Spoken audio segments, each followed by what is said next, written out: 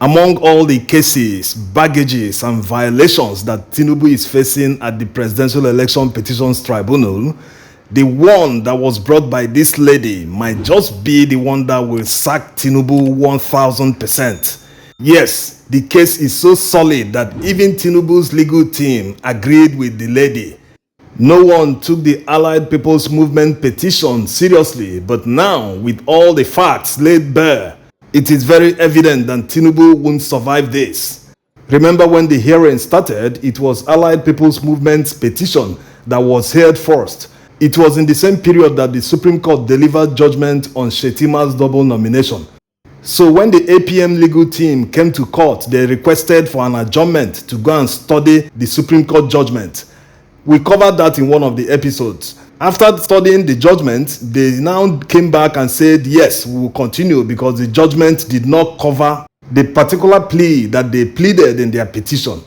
Now, let's make an illustration so that everyone will understand what is going on. It is quite different from the double nomination of Shetima. Yes, this one is invalid nomination. Starting on the left, 24th June 2022. That was the day that Masari, the placeholder that Tinubu appointed as his vice presidential candidate, that was the day he withdrew from the candidacy. So counting from that day up till the 14th of July, when Shetima withdrew from his senatorial nomination and took up the vice presidential nomination. So if you count the number of days it took Shetima to take up the vice presidential nomination, it took them a total of 21 days to effect the change, which is in violation of Section 33 of the Electoral Act. Let's take a look at what it says. A political party shall not be allowed to change or substitute its candidate whose name has been submitted under Section 29 of this Act, except in the case of death or withdrawal by the candidate, provided that in the case of such withdrawal or death of a candidate, the political party affected shall, within 14 days of the occurrence of the event, hold a fresh primary election to produce and submit a fresh candidate to the commission for the election concerned. So looking at this section, you can agree that Tinubu's candidacy was not valid at the time of the election. It took them 21 days to effect the change of the vice presidential candidate instead of under 14 days, according to Section 33 of the Electoral Act. So after 14 days, they should have conducted a fresh presidential primary as the law stipulated. But they failed to do so, which has rendered the candidacy of Tinubu invalid. What's very important in this petition is that the respondents failed to challenge or contradict all the evidence that the APM witness tendered. They also did not dispute the date that Masari withdrew from the vice presidential nomination. In fact, in their final address, they said this: as events will turn out, at about 24th June 2022, the fifth respondent, that's Masari, for reasons best known to him, exercised his right to voluntarily withdraw from the race. This, of course, placed a burden on the third respondent, that's Tinubu, to pick another associate or running mate for the election. The lot eventually fell on the fourth respondent, that's Shetima, who was selected by the third respondent as his running mate on 14th July 2022 after serious consultations and deliberations. So, as you can see, the case is very solid. The petitioners couldn't counter any evidence that the APM witness submitted. In fact, they agreed with all that she said. Initially, when this case started, people were saying that Masari actually withdrew on the 10th of July, not 24th of June. But this lady came with the affidavit that Masari swore. And going by the contents of the affidavit, it means that the withdrawal he made became effective immediately. When he said these words, that I am no longer interested in being the vice presidential nominee of the All Progressives Congress at the said presidential election scheduled for February 2023, that I hereby wish and I do voluntarily withdraw from being the vice presidential candidate of the party to run alongside as associate of its presidential candidate. Now, let's see the Supreme Court judgment on the double nomination of Shetima.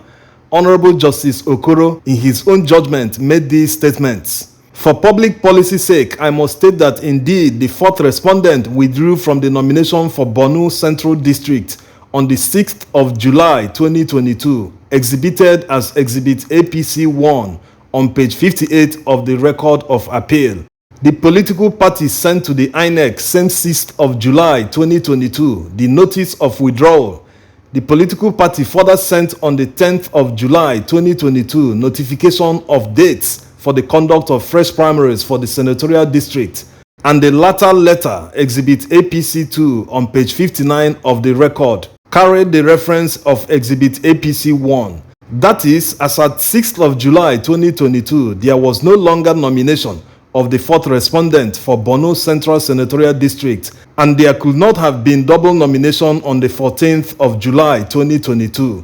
What's interesting here is that despite Shettima withdrawing earlier than the date people thought he withdrew on the 6th of July 2022.